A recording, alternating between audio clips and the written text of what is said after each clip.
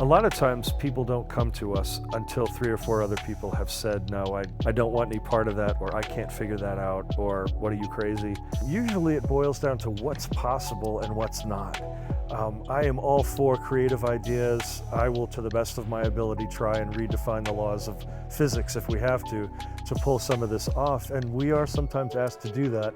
It's kind of almost like a challenge to us, like, well, we're gonna try to do this. But when it's done, that's probably the most rewarding thing. Like, we just made something that other people said that was impossible to make, that they cannot create, they cannot fabricate.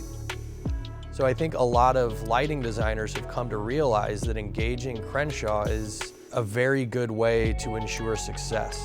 When the rest of the world is outsourcing and trying to downsize and trying to cut costs and cut corners and use the developing world as their shop floor, we've done almost the exact opposite. We've brought different processes and things in-house so that we can control quality. Something that today, I believe that we're the only company in the United States who's done that. The expanse of manufacturing capacity that we have in this building is unmatched. For instance, we have designers, we have engineers, we have our own photometric testing lab.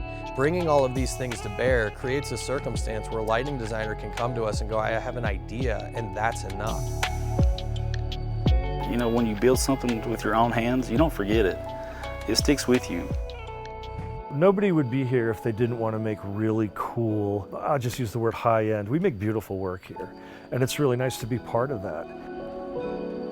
I believe that we're blessed to get to work with legitimate artisans, and that one day we'll make a Gothic chandelier, and the next day we'll make a crystal chandelier, and the next day we'll do a modern pendant, and we're capable of making all of it.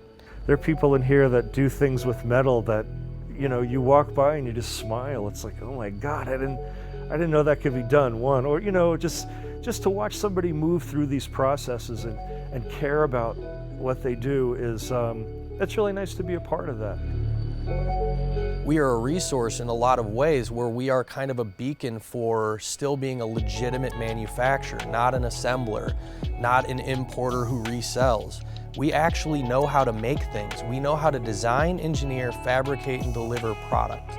Everything that we do in response to that initial idea is colored with the reality of how are we going to make it, how are we going to lamp it, how are we going to make sure it passes UL.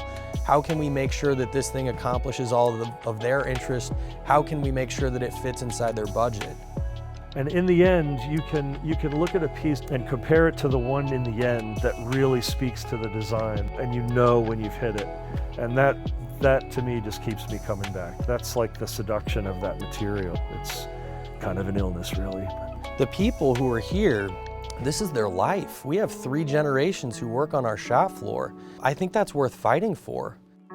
One day I could take my kids on a tour of the country of some of the most prestigious locations that exist and show them that we had a part in it, that we illuminated these spaces. I'm really proud of that. That's what keeps me here.